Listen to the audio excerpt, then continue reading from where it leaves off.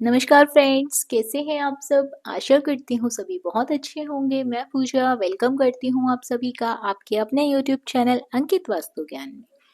Friends, क्या आप लोग जानते हैं शनि देव को ग्रहों का राजा कहा जाता है। भगवान भोलेनाथ ने इन्हें स्वयं न्याय के देवता की उपाधि दी है। ऐसा कहा जाता है और ऐसा माना भी जाता है कि शनि देव को बहुत जल्दी क्रोध आता है। इसी क्रोध के कारण अपने पिता सूर्यदेव से इनकी नाराजगी बनी रहती है। इनके क्रोध से बचने की कोशिश करते हैं हम सभी लोग, वरना हम सभी पे मुसीबतों का पहाड़ पड़ सकता है, टूट सकता है। इसीलिए इन्हें प्रसन्न करने के लिए कई लोग शनिवार का व्रत भी रखते हैं। व्यक्ति शनि दोष से बचने के लिए, उन्हें शांत रखने के लिए, शनिदेव के प्रकोप से बचने के लिए अनेकों तरह के उपाय भी करते हैं। यदि किसी की कुंडली में शनि ग्रह लग जाए तो वह व्यक्ति को बहुत कष्ट देता है, लेकिन जो लोग शनिदेव की श्रद्धा भाव से, भक्ति भाव से पूजा आराधना करते हैं, उनके व्रत करते हैं, नियमित रूप से उन्हें तेल अर्पित करते हैं, सरसों के तेल का दीपक जलाते हैं, शनिदेव उन पर प्रसन्न होते हैं और उनके दोष उन्हें नहीं लगते हैं। साथ ही शनिदेव की कृपा उन पर हमेशा बरसती है। शनि जब कुंडली से जाता है तो मनुष्य को कुछ ना कुछ देते हुए जाता है। यदि आप लोगों ने अच्छे कर्म किए हैं, शनिदेव की पूजा की है, तो अच्छी चीजें देके जाता है, कोई खुशखबरी देके जाता है। लेकिन यदि किसी ने शनिदेव की पूजा नहीं करी, कभी तेल नहीं चढ़ाया, कभी दीपक नहीं जलाया, तो उस व्यक्ति को शनि का प्रकोप झेलना ही पड़ता है। साथ ही शनिवार के कुछ लोग नियमित रूप से व्रत भी रखते हैं। यदि आप लोग व्रत ना रख पाए तो उन्हें शनिवार के दिन तेल अर्पण जरूर करें। शनिवार के दिन कुछ उपाय किए जाते हैं, उसका वीडियो मैंने अलग से बनाया हुआ है, लिंक आपको डिस्क्रिप्शन बॉक्स में दे दिया जाएगा, आप वहां से चेक कर सकते हैं। इसके साथ ही शनिदेव के व्रत यदि आप नहीं कर पाए, मैं फिर बता रही हूँ, आपको कथा जरूर सुननी चाहिए। आप पूजा कर लें, कथा सुन लें, तो भी आपके ऊपर शनिदेव की कृपा बनी रहेगी।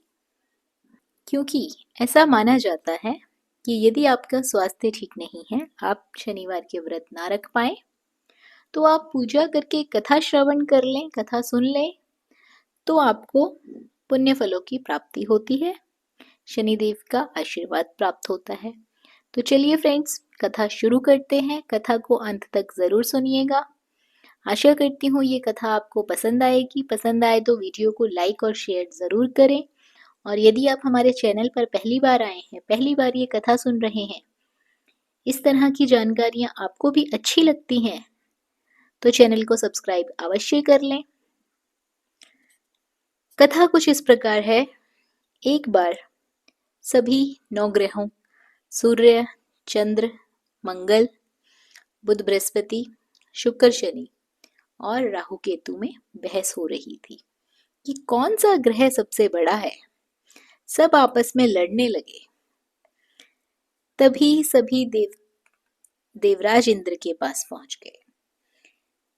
इंद्र भी दुविधा में पड़ गए कि इस स्थिति में क्या निर्णय दें, परंतु उन्होंने सभी ग्रहों को सुझाव दिया कि पृथ्वी पर राजा विक्रमादित्य ही इसका फैसला कर सकते हैं, क्योंकि वो बहुत ही न्यायप्रिय राजा हैं।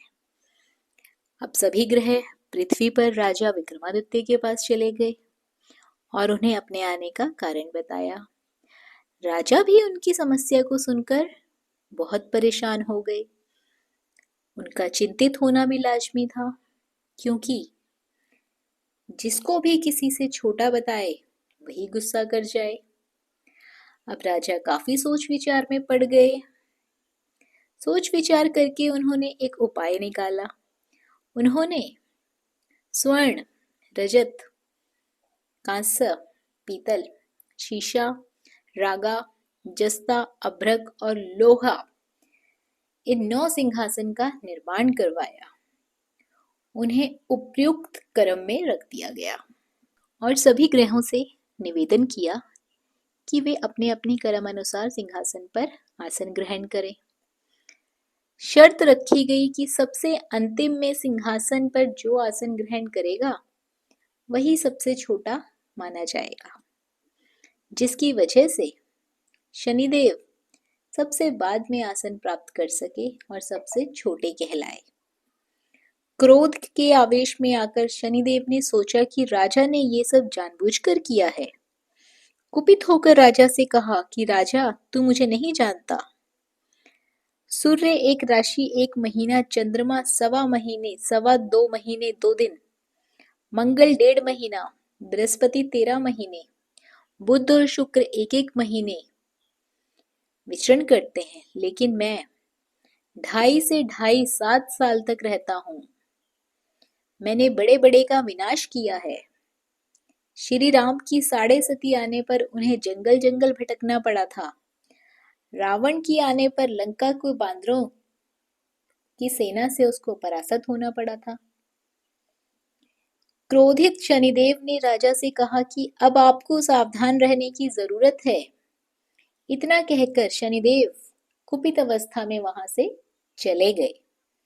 समय गुजरता गया और काल चक्र का पहिया घूमते घूमते राजा की 6.5 आ गई।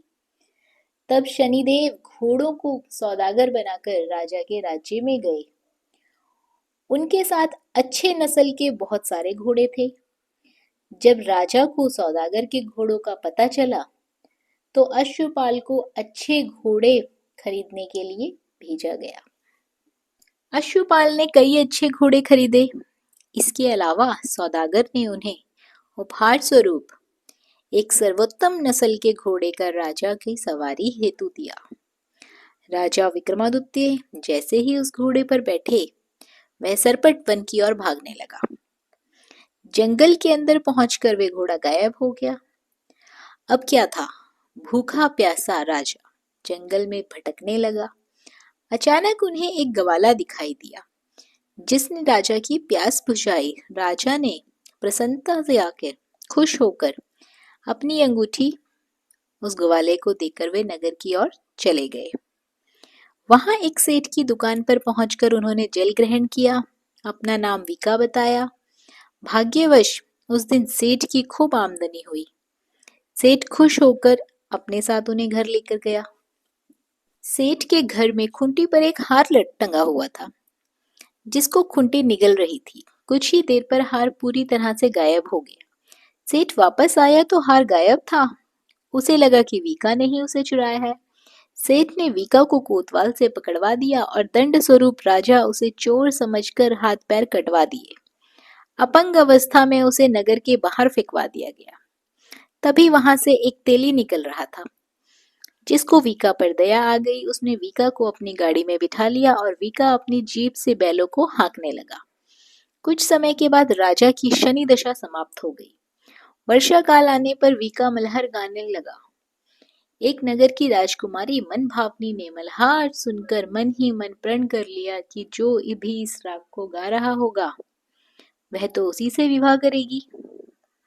उन्होंने दासियों को उसे खोजने के लिए भेज दिया, परंतु वापस आकर सभी ने उसे बताया कि वह एक अपंग आदमी है। राजकुमारी यह जानकर भी नहीं मानी और अगले दिन वह अनशन पर बैठ गई। जब लाख समझाने पर राजकुमारी नहीं मानी, तब राजा ने उस तेली को बुलवा भेजा और वीका से विवाह की तैयारियां शुरू करने को कहा। वीका से राजकुमारी का विवाह हो गया। एक दिन वीका के स्वप्न में शनिदेव ने आकर कहा कि देखा राजन, तुमने मुझे छोटा बताकर कितना दुख झेला है। राजा ने क्षमा मांगते हुए हाथ जोड़कर कहा कि हे शनिदेव, जैसा दुख मुझे दिया है वैसा किसी और को मत देना। शनिदेव इस विनती को मान गए और कहा कि मेरे व्रत और कथा से तुम्हारे सारे कष्ट दूर हो जाएंगे।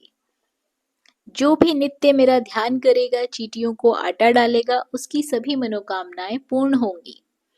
शनिदेव ने राजा को हाथ पैर वापस दिए। दूसरे दिन राजकुमारी की जब आंख खुली तो वह आश्चर्यचकित हो गई। वीका ने मन भावनी को बताया कि वह उज्जैन का राजा विक्रमादित्य है।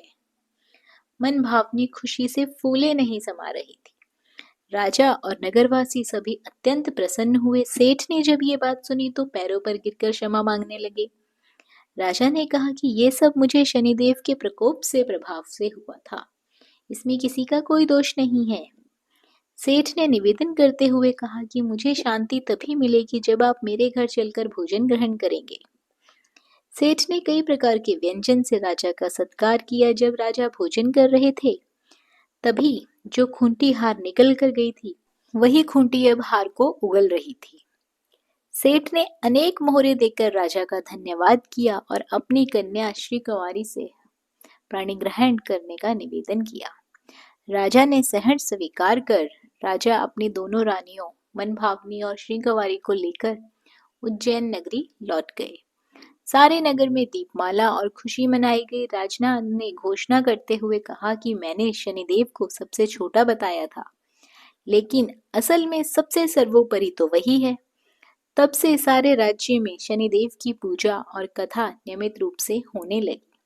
सभी लोग उनकी पूजा करने लगे, कथा सुनने लगे। सारी प्रजा के बीच खुशी और आनंद का वातावरण बन गया। शनिदेव के व्रत की कथा जो भी व्यक्ति सुनता है या पढ़ता है, उसके सभी दुख दरिद्र दूर हो जाते हैं। शनिदेव की उन पर कृपा बनी रहती है। तो फ्रेंड्स, आशा करती हूँ ये कथा आपको पसंद आई होगी।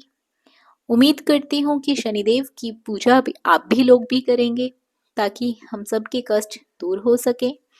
शनिवार के दिन सरसों का तेल शनिदेव को अर्पित किया जाता है। एक दीपक जरूर जलाएं, उसमें काले तिल, काली उड़द, काली दाल और एक सिक्का शनिदेव को जरूर अर्पित करें। ऐसा करने से शनिदेव के प्रकोप से बचा जा सकता है। अन्य उपायों के लिए आप हमारी दूसरी वीडियो देख सकते हैं। तो फ्रेंड्स, वीडियो को लाइक और शेयर करना बिल्कुल ना भूलिए। साथ ही चैनल पर पहली बार आए हैं तो चैनल को सब्सक्राइब कर लीजिए। धन्यवाद।